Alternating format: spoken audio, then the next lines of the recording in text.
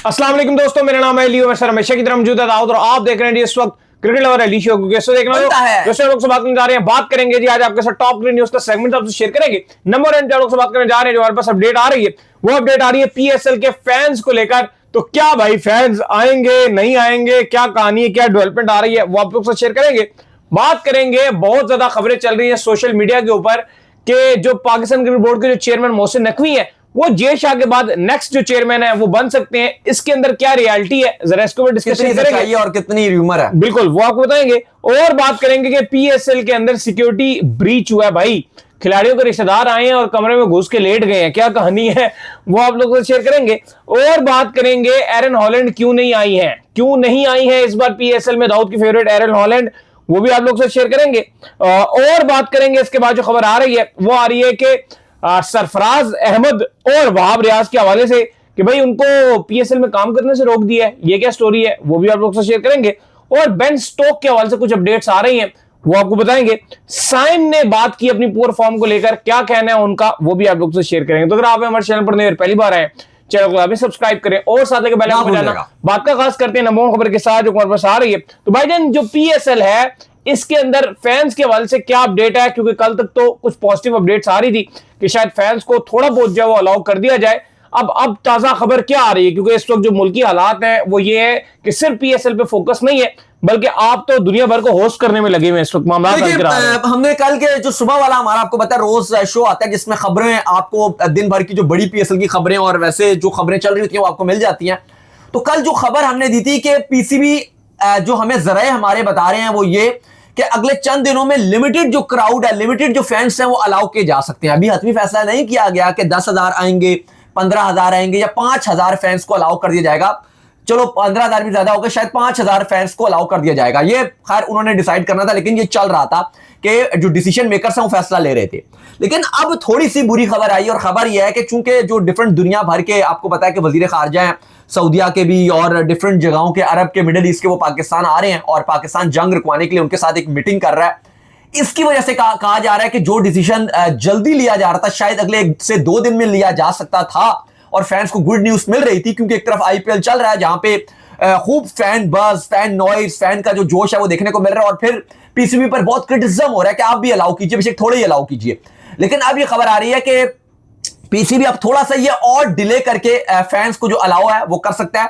लेकिन फिलहाल जो बड़ी खबर आ रही है वो खबर यही है कि अभी चूंकि वजीर खारजा इस्लामाबाद में एक बहुत बड़ी बैठक लग रही है दुनिया भर में, ये जो जंग चल रही है ईरान वाली, अमेरिका इसराइल वाली, इसको रोकने के लिए, तो इसलिए अली साहब शायद कुछ दिन और इसमें डिले आ जाए। तो ये थोड़ी सी बुरी खबर आ रही है। लेकिन दाऊद साहब अगर आप बात करें तो जो सारे मामला चल रहे हैं वो तो इस्लामाबाद में चल रहे हैं। एक बात है, इस्लामाबाद के अंदर सारे वज़ीर खारजा भी आ रहे हैं, ये जो भी बैठक चल रही है, जो भी सुलहनामे का जो जिरगा बिठाया जा रहा है वो इस्लामाबाद में बिठाया जा रहा है। तो कराची और लाहौर से मेरा नहीं ख्याल है कि इसका इतना ताल्लुक होना चाहिए। एग्जैक्टली ऐसे ही है, लेकिन जो जरा जो कुछ रीजन दे रहे हैं वो कुछ ऐसे दे रहे हैं कि जो फैंस, क्योंकि आपको पता है जो अलाउ नहीं किया जा रहा उसका एक ठीक है पेट्रोल पहली रीजन बताया जाता है, लेकिन दूसरा रीजन सिक्योरिटी भी है।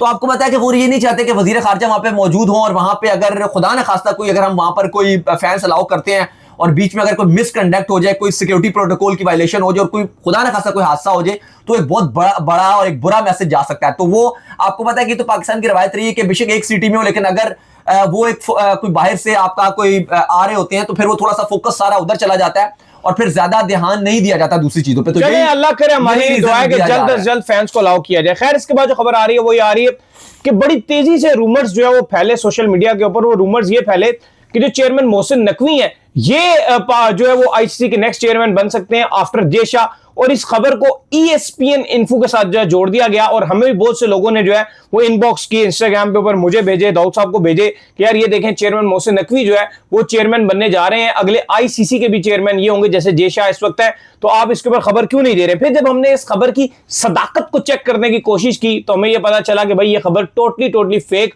और रूमर्स थी, कोई ESPN की खबर नहीं थी। क्योंकि जो आपका फुल जो आपके चेयरमैन होते हैं आईसीसी के वो इतनी आसानी से नहीं बनते हैं। दाऊद साहब इस वक्त अगर आप बात कर लें तो 12 फुल मेंबर्स जो है मौजूद हैं आपके जो है और 96 एसोसिएट मेंबर्स मौजूद हैं और फिर 12 मेंबरों में से एक मेंबर एटलीस्ट जो है कम से कम आपको सजेस्ट करता है कि यार ये चेयरमैन मतलब बनने के लिए सजेस्ट कर सकता है कि यार आप इनको चेयरमैन बनाइए, और फिर उसके बाद एक वोटिंग का सिलसिला शुरू होता है जिसके लिए एक बड़ी हाई डिप्लोमेसी चाहिए होती है कि आपने तमाम तर बोर्ड्स को अपने अंडर लेकर आना होता है, और यहां पर आपने एक डिप्लोमेसी क्रिएट करनी होती है कि तमाम तर बोर्ड जो है वो आपके हक में वोट दे, तब जाके आप जो है चेयरमैन बनते। जो जय शाह बने थे वो इतनी आसानी से नहीं बने थे, उन्होंने बड़ी डिप्लोमेसी की थी इसके अंदर और फिर जाके वो चेयरमैन बने थे। तो ये खबर दाऊद साहब गलत है जी।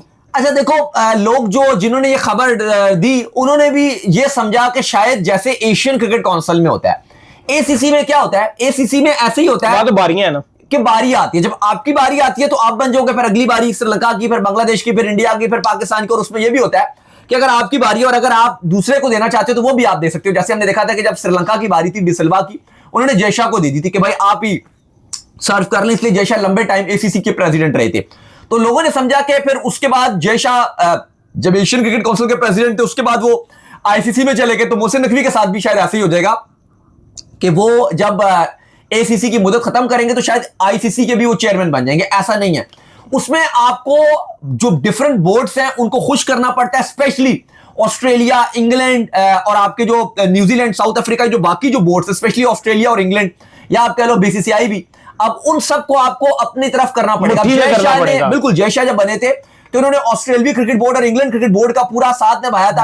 इवन पाकिस्तान ने भी इनके हक में ही बात कर दी थी कि ठीक है आप बन जाए, लेकिन बाकी बोर्ड्स जो नहीं मान रहे थे उनको इन्होंने सीरीज ऑफर की कि भाई इंडिया आपके साथ खेलेगा। सीरीजों में आके बता लेते। 1.5 साल से उन्होंने इस पर डिप्लोमेसी शुरू की थी और बहुत ज्यादा इस पर उन्होंने बोर्ड्स को मनाया था और फिर उनका बैक हासिल किया, और फिर उसके बाद वो गए, अपना नाम डलवाया, फिर वोटिंग हुई और वोटिंग में उन्होंने अपना नाम जितवाया। वैसे टॉपिक साइड के एक बात है कि ये जो मोहसिन नकवी साहब है, इनकी कुंडली में कितनी कुछ सदारतें लिखी हुई हैं। कभी ये चेयरमैन बन जाते हैं, कभी ये एसीसी के प्रेसिडेंट बन जाते हैं, फिर उसके बाद एफआईए के डायरेक्टर भी ये बन जाते हैं, मिनिस्टर भी ये बन जाते हैं। डायरेक्टर नहीं, एफआई मिनिस्ट्री इनके अंडर वो ये इनके अंडर जो भी आएगा सारे सिलसिले, ये क्या एंटी नारकोटिक्स के अंडर भी ये आ जाते हैं। कुछ समझ कुछ नहीं आ रही कि क्या क्या चेयरमैन आईसीसी भी बनाने लोग लग गए हैं। चेयरमैन मोहसिन नकवी के लिए इसलिए भी थोड़ा मुश्किल होगा क्योंकि बाकी चीजें तो चलो वो पार्ट टाइम चला लेते हैं। एसीसी जो है, एशियन क्रिकेट काउंसिल, वहां पे फुल टाइम नहीं होता। वहां पे ये होता है कि आप ठीक है, अभी आप जो वो जब मीटिंग होती है सालाना, सब आपने खाली शिरकत करनी है, बीच में कोई मीटिंग बुला ली जाती है तो बस वो गए। आईसीसी में तो बहुत सारे मुद्दे हैं। हाँ, आईसीसी में थोड़ा सा क्योंकि बहुत आपको बड़ी ऑर्गेनाइजेशन है और यहाँ पे ऐसा नहीं होता जैसे एसीसी चलता है।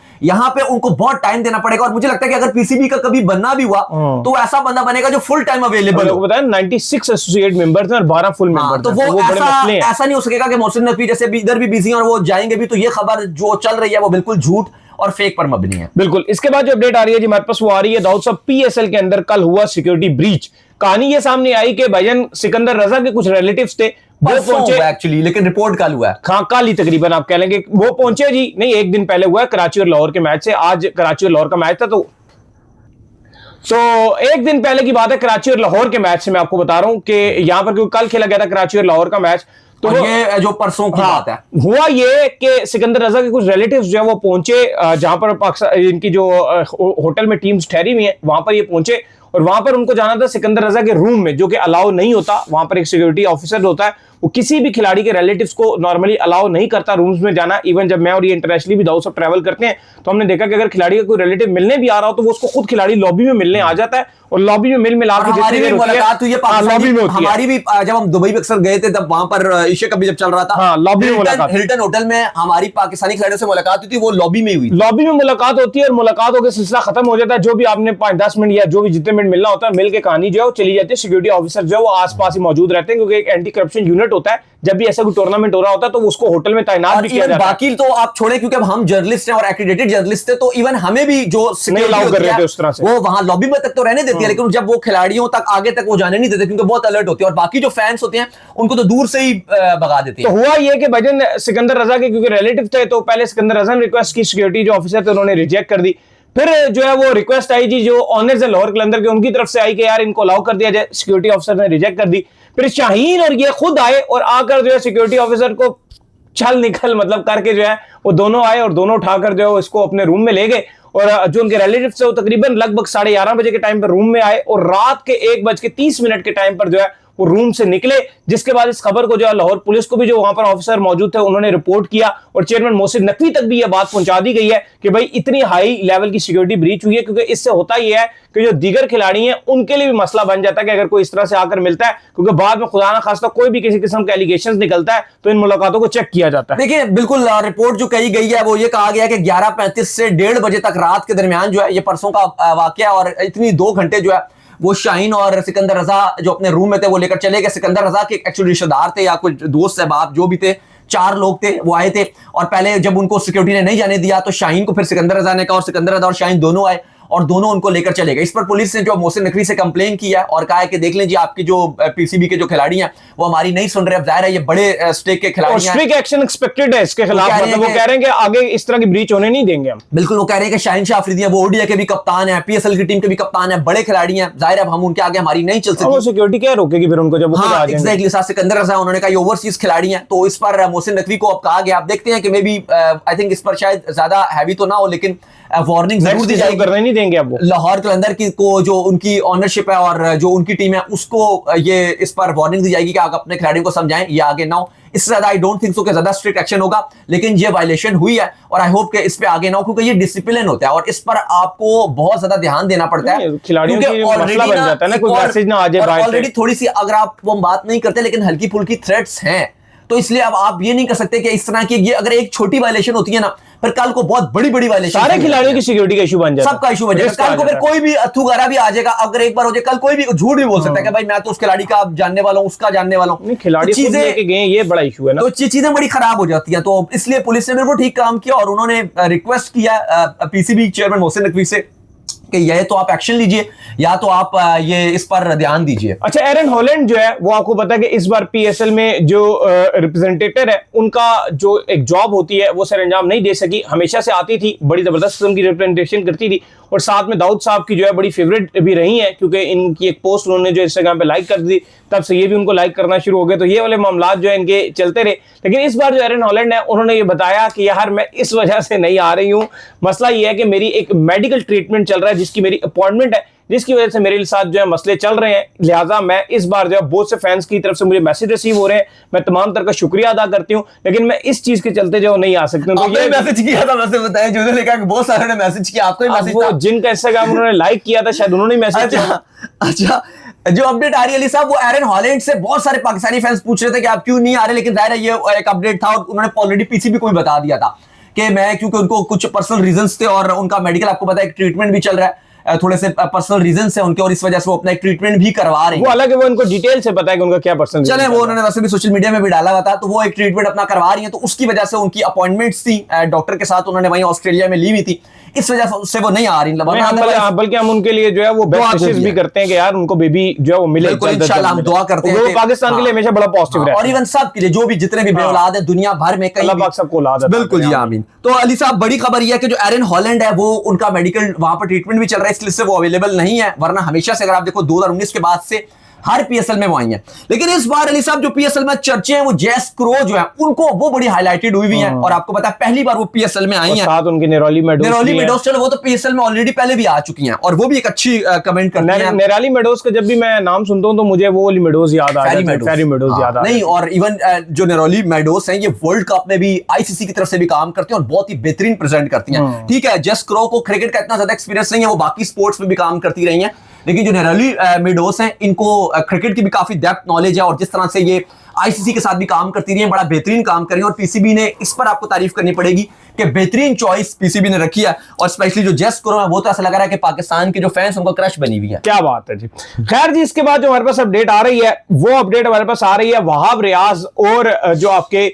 सरफराज अहमद हैं उनकी तरफ से। तो पाकिस्तान क्रिकेट बोर्ड ने इनको पीएसएल में काम करने से रोक दिया है, क्या वजह है जी? देखिए, ये कुछ जरे और कुछ मीडिया चैनल्स जो है वो कोट कर रहे हैं और वो ये बता रहे हैं कि कोयटा ग्लैडिएटर्स की तरफ से आपको पता है कि सरफराज अहमद को डायरेक्टर अपॉइंट किया हुआ है, जबकि जो वहाब रियाज उनको बॉलिंग कोच बनाया गया। अब दोनों पीसीबी के साथ काम कर रहे हैं, सरफराज अहमद चीफ सिलेक्टर हैं जबकि वहाब रियाज वुमेन्स क्रिकेट के साथ जो है वो काम कर रहे हैं।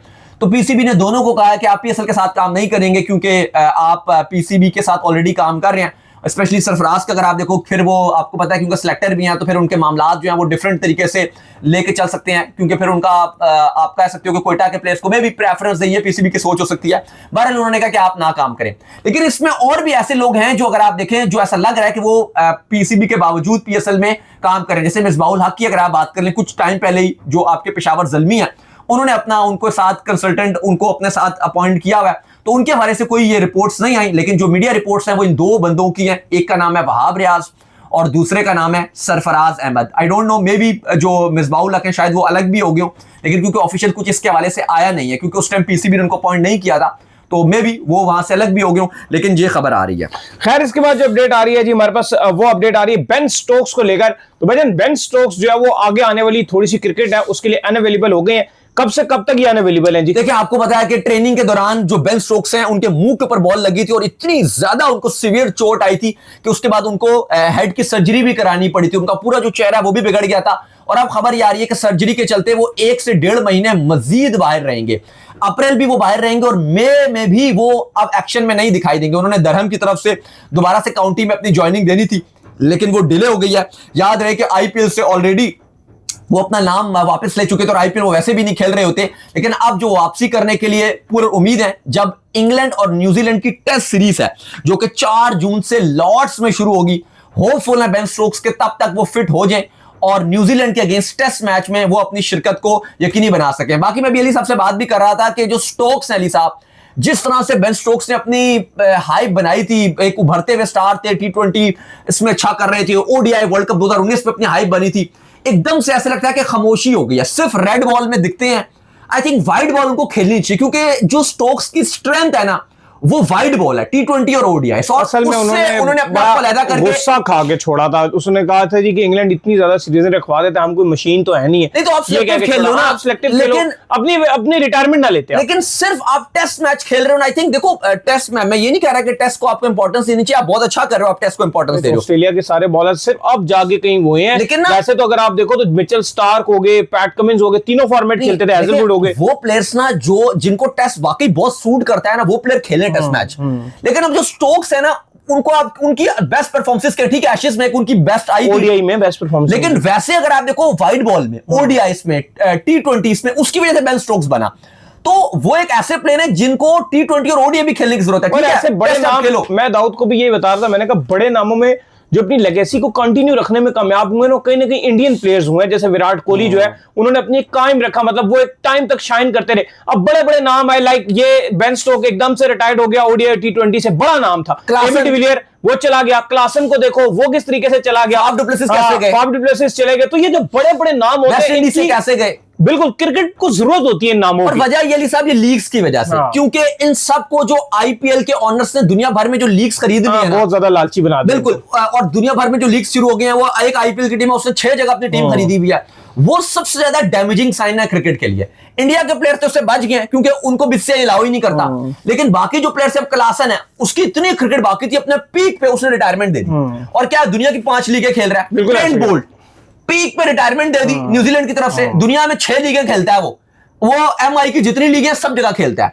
अब वो निकोलस पूरन वेस्ट इंडीज का रिटायरमेंट दे दी, अभी उसने टर्न बैक भी किया अपनी रिटायरमेंट, लेकिन फिलहाल वेस्ट इंडीज से नहीं खेल रहे वो। लेकिन आप देखो दुनिया भर की हर लीग खेल रहे हैं। फाफ डुप्लेसिस इतना टाइम पहले रिटायर्ड हो गए थे, चलो अब तो वैसे ही वो कहीं के भी नहीं रहे, अब तो आ गए कमेंट्री बॉक्स में आ गए, अब चलो हल्की फुल्की क्रिकेट खेल रहे हैं। लेकिन इतने अरसे से साउथ अफ्रीका को तो कब का छोड़ चुके हैं, लेकिन दुनिया भर की वो लीगें खेल रहे हैं 4-5 साल से। यही वेस्ट इंडीज के प्लेयर्स का हाल है, यही साउथ अफ्रीका के प्लेयर्स का हाल है, न्यूजीलैंड का भी यही हाल है। तो वजह यह है कि जो आईपीएल की जो टीमें हैं, इन्होंने दुनिया भर में जो लीग्स में अपनी अपनी एक फ्रेंचाइज हर जगह ले लिया, उससे इंडिया के प्लेयर्स तो आगे जा रहे हैं, लेकिन जो दुनिया भर के क्रिकेटर्स हैं वो डैमेज हो रहे हैं। खैर, इसके बाद जो अपडेट आ रही है वो आ रही है सैम अयूब के हवाले से। तो भाईजान सैम अयूब की पुअर फॉर्म कंटिन्यू है, क्या कह रहे हैं, कब इंप्रूव करेंगे? देखिए, सैम अयूब कह रहे हैं कि जी मैं ये नहीं मानता कि मेरा बुरा पैच जारी है, लेकिन हाँ मैं अपनी मेहनत कर रहा हूं। हम मानते हैं भाई तेरा बहुत बुरा पैच जारी है, प्रोसेस पे फॉलो ना तूने एशिया कप में पूरे कुछ किया, ना तूने वर्ल्ड कप में कुछ पूरे किया, ना तू पाकिस्तान सीरीज में कुछ करता है भाई, बॉल से कुछ करे ना करे, पीएसएल में भी तू कुछ नहीं कर रहा भाई। हम मान रहे हैं तेरा बुरा पैच। वो कह रहे हैं जी कि मैं अपनी हैदराबाद का जो माहौल है वो मेरी एक्सपेक्टेशन से बहुत अच्छा है, और वहां पर जो लबुश है ना वो बड़ी एक अच्छा माहौल दे रहे होते हैं, चिल आउट वाले चलो बंदे कम हैं। से कम ये तो था पीएसएल में आप टांगे उठा के को पुठी सीधी शॉटें ही मार देते थे, अब तो आप वो टांगे उठा के शॉटें भी नहीं मार रहे हो। सही है, और बहुत मायूस कर रहे हैं, लेकिन वो होपफुल है कि मैं मानता हूं कि मेरे पर प्रेशर बहुत है, लेकिन मैंने अपने आप को इस तरह से तैयार किया हुआ है कि मैं इस प्रेशर सिचुएशन से निकलूंगा। लेकिन टू बी वेरी ऑनेस्ट,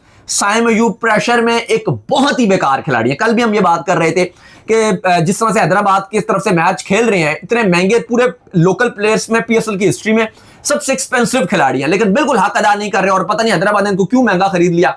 ना फॉर्म है, ना एशिया कप में कुछ किया, ना वर्ल्ड कप में किया, छोटी टीमों के अगेंस्ट भी रन नहीं बनाकर दे रहे, बॉलर बन गए हैं जिस वजह से शायद वो T20 में भी खेल रहे हैं और हैदराबाद की तरफ से भी बॉल ही डाल रहे हैं। लेकिन ऐसा बैटर इंतहाई पैथेटिक, बिल्कुल फारिग और क्लूलेस नजर आ रहे हैं। तो चलो उम्मीद करते हैं आज हमारे शो आपको आगे पसंद आया। वीडियो को लाइक कीजिए, हमारे चैनल को सब्सक्राइब कीजिए, साले के बेल आइकन को बजाइए, एक और काम कर लीजिए, वे कर लीजिए, इंस्टाग्राम पर आप जाइए, इनको फॉलो कीजिए। इंस्टाग्राम पे मुझे फॉलो कर लीजिए, वहां पे मैं मौजूद हूं, दाऊद क्रिकेट के नाम से। अगर आपको कोई सवाल हो तो भेजिएगा, और इनको भी मुझे फॉलो कीजिए, मैं मौजूद क्रिकेट ऑफिशियल के नाम से, लिंक डिस्क्रिप्शन में मौजूद है, जाइए फॉलो कीजिए। अल्लाह हाफिज़। ख्याल रखिएगा अपना।